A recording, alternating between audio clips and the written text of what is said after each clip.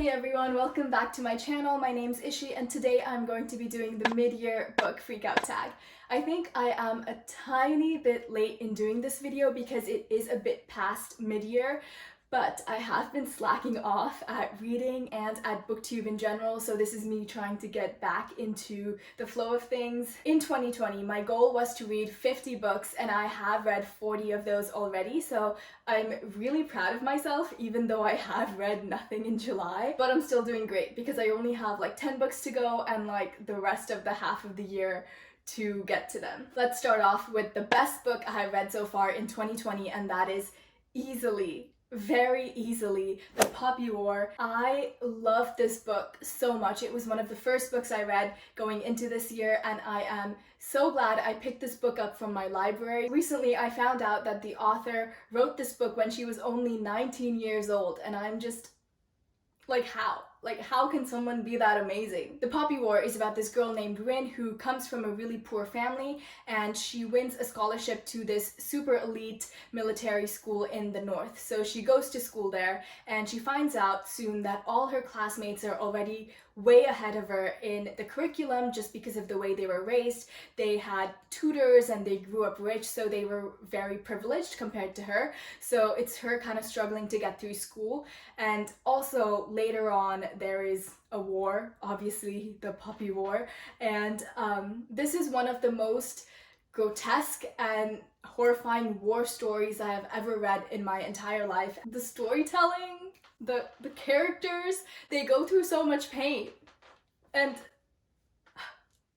I am currently in the middle of reading the second book, The Dragon Republic, and I cannot wait to finish it and start on the next one after this. Anyway, The Poppy War was amazing and it is easily the best book I read so far this year. Next, the best sequel I read so far in 2020 is easily The Kingdom of Copper. The Kingdom of Copper comes after The City of Brass, and The City of Brass is about this girl named Nari who is kind of like a street rat and she scams people to get money. And one day she accidentally summons this djinn who takes her away to Devabad, which is like the City of Brass, and there she learns about all the different tribes of djinns and devas and she learns how she fits among those people. It was good.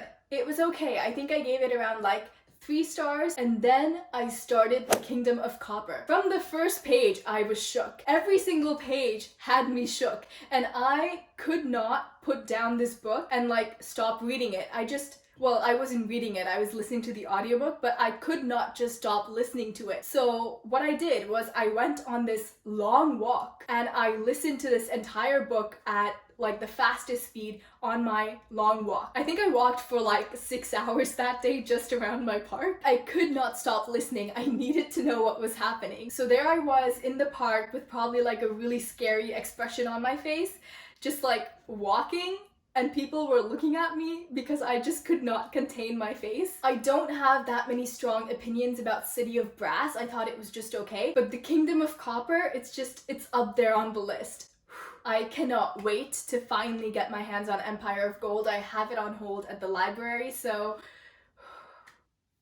Next, a new release I haven't read yet is Ninth House by Leigh Bardugo, which I can't believe I haven't read yet because it has been on like 3 different TBRs. This is about a girl named Alex who survives this homicide and then she gets a full ride to Yale, and then she goes to Yale and is kind of in charge of looking after the activities of Yale's secret societies, and there is like lots of darkness involved because it is a dark academia, and there's magic and like occult activities, which I thought was really interesting, and I'm really interested to see how different this is from like her YA series like Six of Crows or like King of Scars, so hopefully I will get to it soon. Next, my most anticipated release for the second half of the year is definitely Burning God, which is the 3rd and final book to the Poppy War series. I haven't read The Dragon Republic yet. I'm like over here. I know that I will be so shook by the end and that I will want to start Burning God right away, but I will have to wait until my library gets it.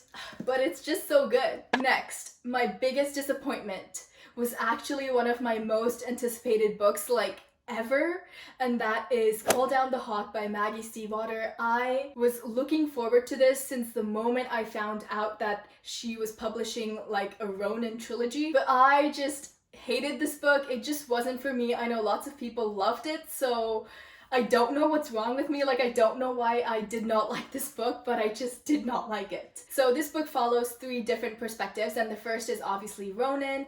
Adam has already gone off to college, so Ronan's kind of doing his own thing and dreaming and stuff. There's this girl called Hennessy who is also a dreamer, so we get to see how she is different from Ronan. And then there's this girl named Carmen Farouk Lane who is a hunter, and she hunts dreamers. And the reason I did not like this book is because of Carmen Farouk Lane, because she was the most annoying character I have ever had the misfortune to read about. She just complained and complained and complained for like 1/3 of this book. I just did not like her, and every time there was a chapter from her point of view, I was like, oh shit, here we go again. I wish we had gotten to see more of Ronan and more of Declan and Matthew, but we just did not. I just did not like this book, and I don't think I will read the next one.